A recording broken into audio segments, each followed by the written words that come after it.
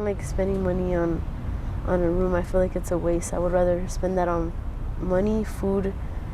No, I mean food and drugs.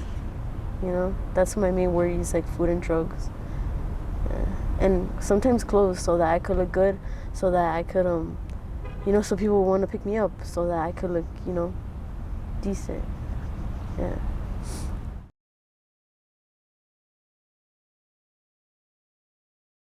So today we are here in Garden Grove, California with Evelyn, and we actually met up with Evelyn I think like 2 months ago. Yeah. And how are you doing, Evelyn, since we've seen you last? Well, it got worse.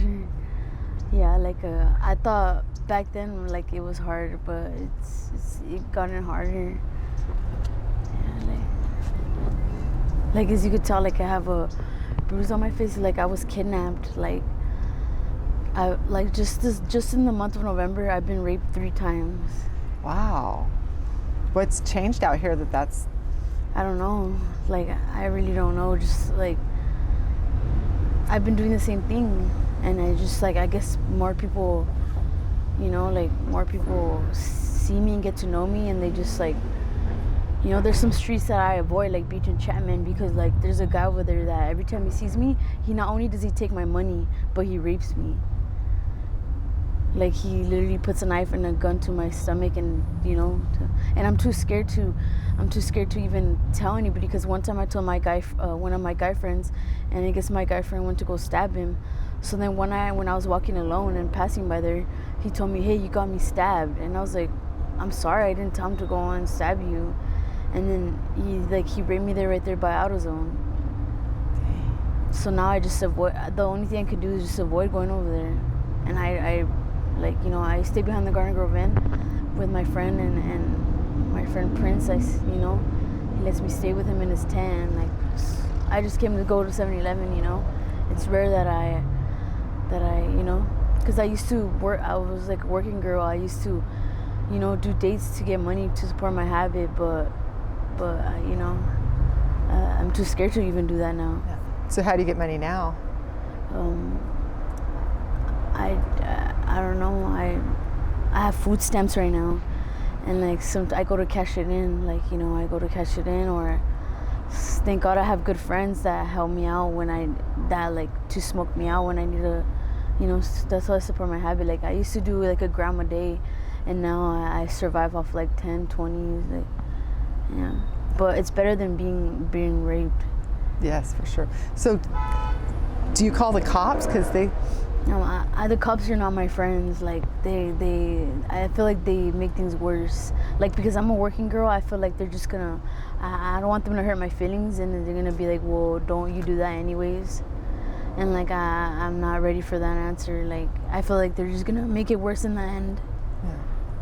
But when I was kidnapped though, I did call the police.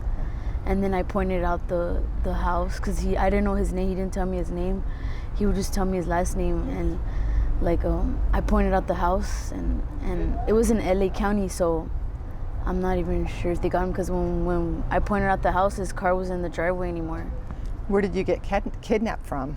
He picked me up here in Orange County behind Walgreens on Beach and Chapman, and he took me all the way he rented like a room from this family in La Mirada. And this is right here is from the kidnapping? Yeah. So how did that happen? I mean, he would hit me, and for anything he would hit me. He would get mad at me. He'll find any little reason to get mad at me, whether, because sometimes like he would have sex with me and my face looked disgusted all the time, and he would get mad because I would look disgusted, or if I was like giving him an attitude, or if he thought I stole from him, he would hit me. And I was like, dude, I didn't steal from you. Like, you go through my things, and I was like, you could frisk me and all that. I would take off everything, and he would see I obviously didn't have it, and he would make us say, oh, you probably sold it, you probably this, like you probably like, and then like he would just like really, he would make me be naked. He would turkey baste me, like put crystal meth up my, and then make me have sex with him when I obviously didn't want to. And then he would just play head games with my head. Like, he would tell me that he was sorry and he was gonna do that anymore, and then like he would go back to doing it. Like, he was such a good manipulator. How long were you with them? Like, thank God for just 2 days. Like, I don't know how, like, I know I hear stories that women been doing it for like months, and I on the second day I couldn't do it. Like when he went to go take a shit on I saw that he had like a kitchen knife on top of the microwave, and then I was like, dude, I don't give a like I just had so much anger in me, like built up in me, because like he I used fentanyl, and he had some, but he on purpose he wouldn't give me any. Like he would, like, you know, he's like, oh, I'm gonna make you quick cold turkey. He thought he was doing me a favor and helping me out, but I'm like, who are you to decide? And like I don't want to kick like with him, like, you know, like, and like so like I like couldn't take it anymore. Like I just couldn't take being raped. I couldn't take being hidden, being like emotional. Like I wanted to die, dude. Like I wanted to die. I was so depressed. Like I missed my friends. I was so hopeless, and like so I saw the kitchen knife. I'm like, this is my opportunity, because he was pooping. He's vulnerable. And then like I told him like, hey dude, like you been like I'm gonna stab you, dude. Like, because I know I could have just got up and left and opened the door, but I was so mad. Like I wanted him to die and stuff like that. And like he's like, what are you gonna do with that, huh? Like, what are you gonna do with that knife? And then I was like, dude, I'm gonna fucking kill you. And then like he kind of ran towards me, like walked towards me, and I was screaming because like he's a guy, I'm a girl. Like I'm like, fuck, he's gonna take the knife out of my hand and then stab me. But then like just because like it's fight or flight, like I don't remember stabbing him. I just went like that, like, you know, and then he's like, ow, dick, you stabbed me. And I was like, well, obviously. And then like he tried taking the knife out of my hand, and I accidentally cut myself because he tried taking it out of my hand. And then like he just ran to the sink to wash out, like, you know, like the blood off his body. And then while he did that, I was like opening the door, but I was doing it like, because I was so shaky, I was doing it like nervously, and it was kind of hard, and I was trying to do it so fast to where, like, you know, where he wouldn't like grab me, and then fuck, thank God, like I never felt more free in my life, dude. Like I felt like a big weight off of my shoulder, and like I never felt more happy. I didn't even know where I was, dude. Like what city? I don't know the streets of City La Mirada. I don't know anyone out there. I don't know how to get home back to OC, but I didn't give a fuck. Like and then he was in the drive. He's like, come back. He's like, I'll take you home. He's like, we'll smoke some fetty. Come on. He's like, we'll smoke some fetty. And I was like, I'm not falling for that shit again, dude. And I said, I'm okay. I'm walking home. And and then like I just saw him like go like that, like walk back inside, flustered, like, you know. And then I was like, fuck. I felt scared because I didn't know where I was, and I thought he was gonna come after me. But like I was also like fucking so happy to be out of there, dude. Like so happy. And I ran to some random person's house, and I knocked on the door, and it was like some young couple with a baby, and the husband was like really so nice. Like he was there with me the whole time, told me he was okay. He even walked me to the ambulance because I was just paranoid of everybody. And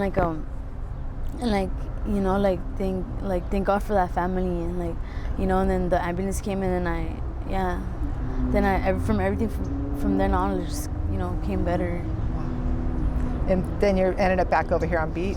Yeah, because like they took me to a hospital in Whittier, but like I didn't want to be there, dude. I wanted to get the fuck out of LA, so I didn't even do their services there at the hospital in Whittier. Like I asked a random person that was outside if I could borrow their phone to call my mom, and like then thank God, like they were nice, and they you know, they told my mom like what streets where I was, and then like my mom came and picked me up.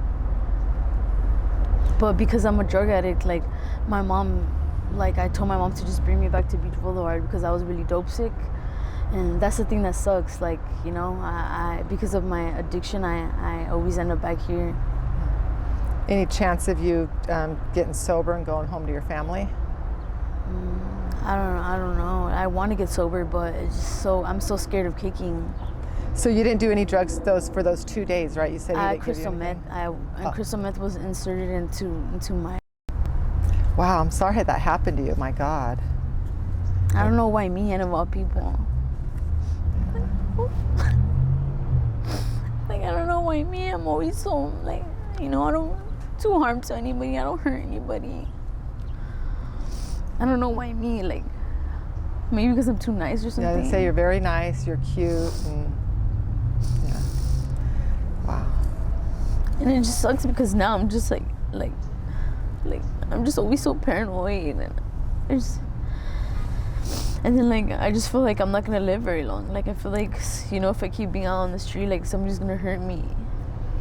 Or the fentanyl might get to you. right? We heard. I mean, I would rather have that than fucking like, you know.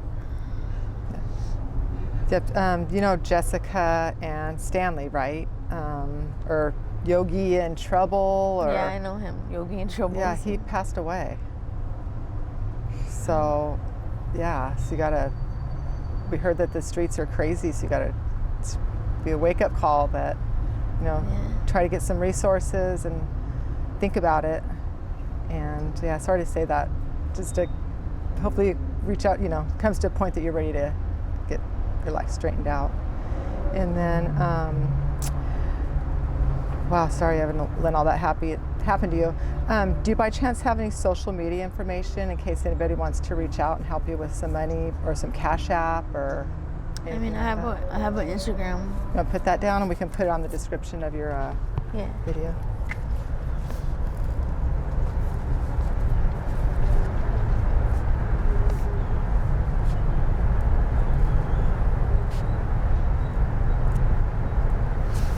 That's an eye, like a eye. Like I do my eyes like that. Like I put a little circle on top. Okay, sounds good. Alrighty. So, well, just one last question for you. And after that whole experience, what's the most important lesson that you've learned after being out here on the streets? Just to be strong. Like that's the only thing that, like, you know, that keeps me going. Well, my friends too. Like if it wasn't for I have like some good solid friends that keep me going. Like, you know, they help me because we all need help. You know, we could be strong, but you also need you need help. You know, like it's okay to ask for help, and you know, some good friends, and like you know, just never give up. That's the one thing. Just never give up. You know. And then, are you okay if we use the video on our YouTube channel? Yeah. Awesome. Okay. Thank you, Evelyn. Mm-hmm.